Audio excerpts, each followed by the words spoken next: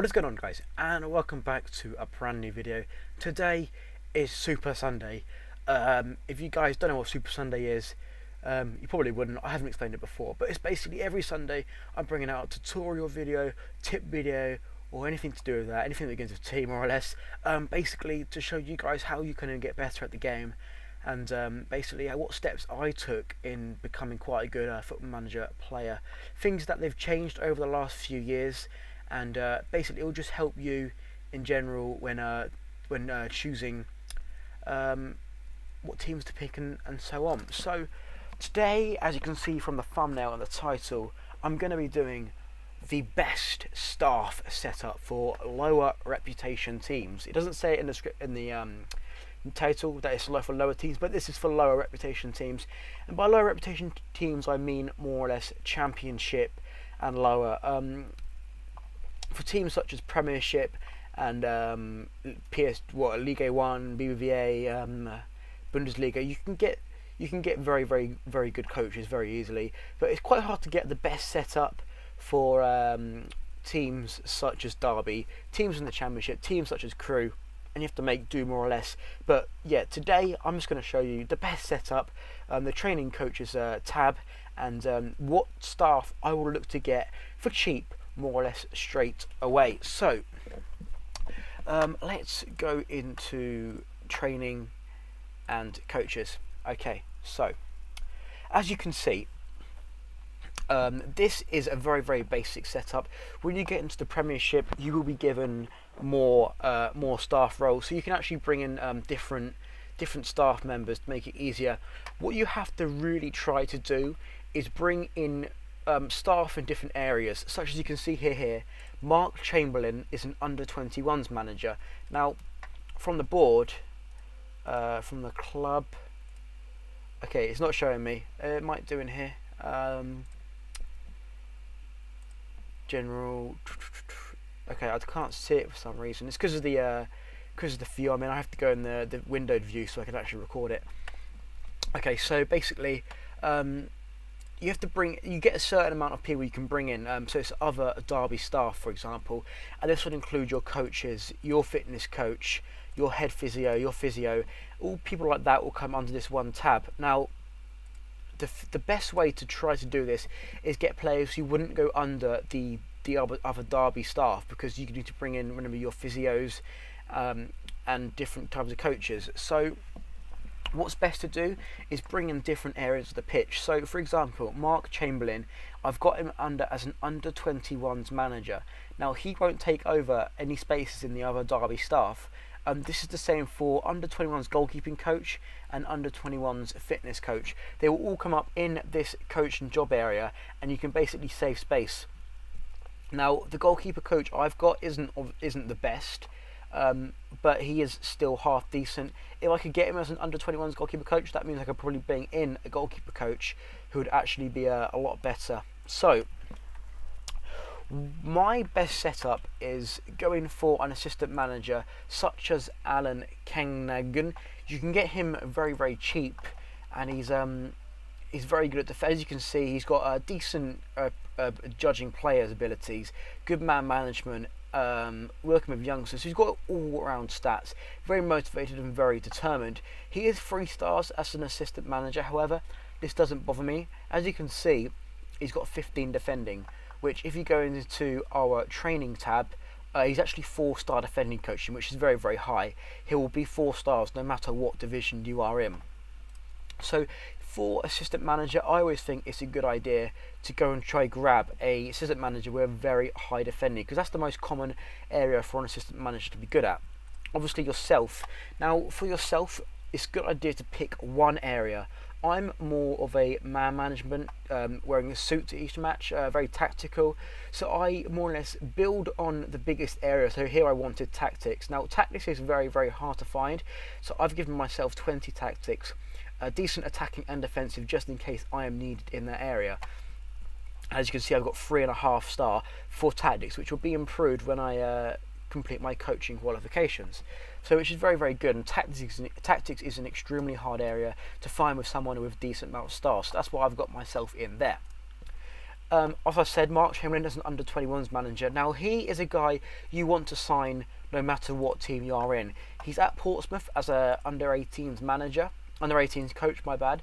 And if you pick him up as an under-21s manager, you can get him very, very cheap. His reputation's obscure, which means he's very, very cheap. And he's 4-star ability at ball control, which is another area which is quite hard to find.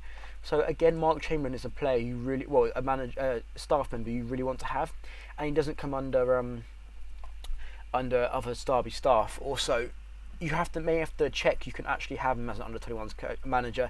If not, it's always a good idea to get him as a coach because he's actually very, very good at what he does. Fitness coach. Now, Damien Rodden is someone you're going to have to buy as soon as you start the game up.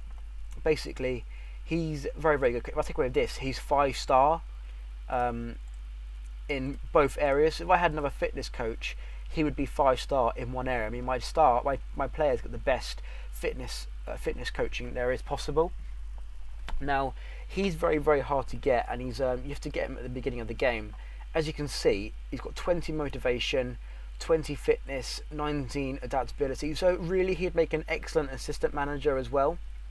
Although it doesn't say it in staff roles. He is extremely good at what he does. One man you should definitely pick up. He could be on the expensive side with 1.3k a week. However, I can definitely say now it is worth it because he is a very, very good coach, especially in this if he's down as one area. Ulf Kirsten as well as an attacking coach. As you can see, he's quite a nutty geezer, and again he's got very all-round stats with 18 attacking. So his attacking is actually 4-star, which is extremely decent. You could also get John Owens, who again has very high attacking stats. Ulf Kirsten and John Owens are probably the best partnership. Well, actually that's the better round. Have Ulf Kirsten as general attacking and John Owens as shooting, then you get 4-star in each area. The last one is actually John Corrigan, who isn't too good. He's decent, he's very good at when he's on one. So if you manage to get 2 in there as an under-21s coach, it'd be extremely effective. People don't quite understand how important it is to have a good setup. If you have a good setup, your players are more likely to improve quicker. Obviously, if you have good fitness, then your players are going to be fit for every game, which is crucial. If you have good tactics, then your players are more likely to get used to the formations you put out quicker. And obviously with defending, attacking, shooting, if you've got a player learning a certain area, like passing football, then Mark Chamberlain will take it. If you've got him as a good ability, then they'll learn it quicker. It's very crucial in Football Manager to have an extremely good coaching setup, because if you don't, then you're going to struggle. It's just, I can't say how important it really, really is. Most teams will come with a good general system, but I always like to bring in my own staff. I normally sack everyone and bring my own players in. For Derby, I did keep one. I think it's Chris Evans. He's very, very good at being a director of football. He's got 16 working with youngsters, so he's half decent. If you were to bring in your own director of football, the obvious one would be Steve Coppell. I don't know if he's in employment or not. Let's have a look.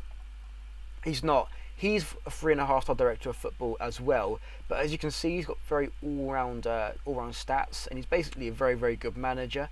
He's one that definitely would be one to pick up, and he's on the expensive side, so he's all right. But I didn't sign him because I've already got a good one in. Oh my gosh, my bad. I've already got a good one in place in Chris Evans, who's very, very good. Okay, it's under 18s. I'm not 100% good on. It's very, very hard to sign an under 18s manager and under 18s coaches, partly because they don't really want to be there in that role. I have got this guy as the manager who's decent at what he does. As you can see, he's 2-star manager, but for under 18s that wouldn't be too bad. He has got all-round stats for a manager, such as man management and working with youngsters, which isn't too bad at all. Obviously with your under 18s, it's always good to pick out the working with youngsters. That is the crucial part for younger areas. We've got under 18s assistant, so head of youth development again is another crucial area. My guy is Nick Marshall. That's the one you should definitely go for. He's got 19 working with youngsters, and he's got judging potential ability, and potential again is very, very high. I will go through something in a minute which will explain why it's important to have these certain areas, such as director of football and head of youth development. If we carry on going down, we say we've got like physios. I don't really change the physios.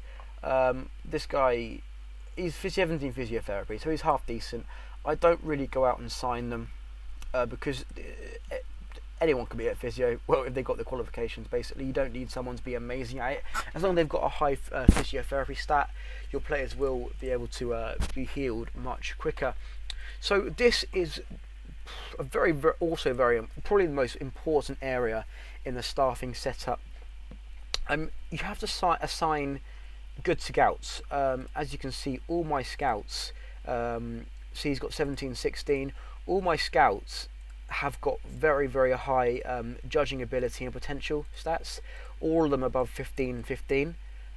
This is basically means they're going to be more accurate when it comes to scouting your players. I've signed 6 with 1 chief scout. I've got Paul Montgomery as the chief scout, and the reason that is I normally let this guy. I'll actually show you in a minute. He's got 12 management, which is very, very decent, and he's quite experienced in what he does. Another one you could have is David Hamilton. He's 12 management and he's got 19 potential, so he's one you want to have on your youth. From just the stats alone, you can just see, so this guy's got 15, so he can be put wherever you want. You probably want someone like David Hamilton looking for youth players, and you want someone such as just find one quick. It might be Ian Storey-Moore. Again, he can go anywhere. Barry Whitebeard, please don't let me down here. They've all got high potential, but if you have someone, so Montgomery has higher player ability. You definitely want him to be looking at the players you want to sign for the first team, and you'd want someone like David Hamilton signing players for your youth side. So it's very, very crucial, and this is the best way of getting these good players. So, lastly, I just want to go into responsibilities. I can tell you now, this will make your game so much easier. People just don't put this in because they don't understand it very well. First team, I always make my assistant manager arrange friendly matches, although I do put them in myself if I'm at a lower team. I also make them set match instructions on opposition players, just only clicking the button every time. I'm not going to go through and do every single one because it's just a waste of time.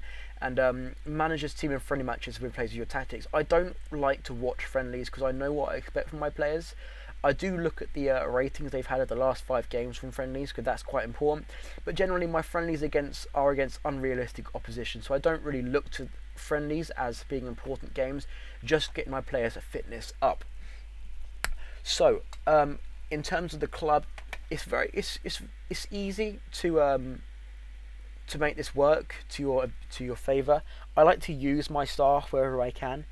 For example, transfers to first team will obviously be me. I'm the one making the decisions of the transfers. Finds and makes offers for young players in the future. Now, if you have a good head of youth development, such as I do with Nick Marshall, you can trust him to bring in youth players. For example, I'll show you a player that he brought in with my Derby career. He's also in my thingy career. Last day Dongbacks, very, very good player. He's fairly good rating for. He's not really as good as on my crew. On my crew career, he's very good. But that's just an example. They sign the best players, and you just can trust them to bring in players when you need them to. They will bring in the best with high ability, and having someone in the head of development will make sure you bring in better players. Transfers outgoing, I always have my director of football. He's basically the man behind the scenes. He does the dirty work, I like to say. I have him getting rid of the players. I'm not very good at selling players, partly because I always sell for ridiculous. When I want to get rid of them, I just put them in reserves and just hope they will sell. If you have a director of football, he will find the best price and he will sell your players for you. This is the exact same for head of youth development. Now, I've got my head of youth development doing youth contracts as well, partly because I trust him. And now, set assignments for a scouting team. Your director of football, the man behind the scenes, will basically know where your area is weakest from the team report. you'll basically get stars in your areas, and where we're weakest, he will automatically set assignments for the scouts to find, and your updates for the scouted players will be given to you by your chief scout. You can do it with anyone you want, but it's always best with chief scout because he has like the best potential like ability and best current ability. So it's always good to have that set up with your best scout. And then training. Now, training also is extremely crucial. I like to run general training. I like to leave it to the assistant because he knows what he's doing. The youth teams will be with the head of the youth development because he knows the best way they're going to improve. And runs match training for the under 21s and under 18s will be done by Mark Chamberlain and Torsten Barg, who are the under 18 and under 21s managers. In terms of individual training and match training, that's for you. I don't know if you guys do this, but for my individual training, some people don't like to do this, but I do. I like to set them with their positions they're going to play. Sometimes I just set them just certain areas of the pitch, such. Okay, I haven't got any on this one, but normally, say for example, Craig Forsyth, he doesn't really like his training, and he's just generally improving doing the normal stuff. But if I wanted to have a specific attribute, I could put him down to improve his long shots. I wouldn't do that. I only do that for players who really need a boost. I don't really know an example of who does need a boost. Jordan Ibe, I need to put him on something. For example, Jordan Ibe is a good player. Let's have a quick look. He's got good acceleration, good pace, good crossing, dribbling. Okay, so he's got very good all-round stats for a winger, I suppose. But I think if he had better shots, then he would be a better player. So to improve his shots, I'd go to a specific attribute, and I'd go down to long shots. And over time, his long shots will improve, and eventually should pay off in games you play. Lastly, that's the bottom, brings youth players into the club and informs you of their development. This is always best to put your Nick Marshall. Regen Day will be run by Nick Marshall, so that's always a very important one to put as. Okay, so yeah, I think that is it really. Once again, I can't say how important it actually is to have these staff put in place. If you have any questions, be sure to contact me. I probably haven't gone through half the things I was planning on putting in here because it's such a big look. I hope you guys have actually paid attention because it is very. I can't say how important it is. It's just a crucial area. But guys, I hope you enjoyed this video. Please like, subscribe, and I'll catch you all in the next video.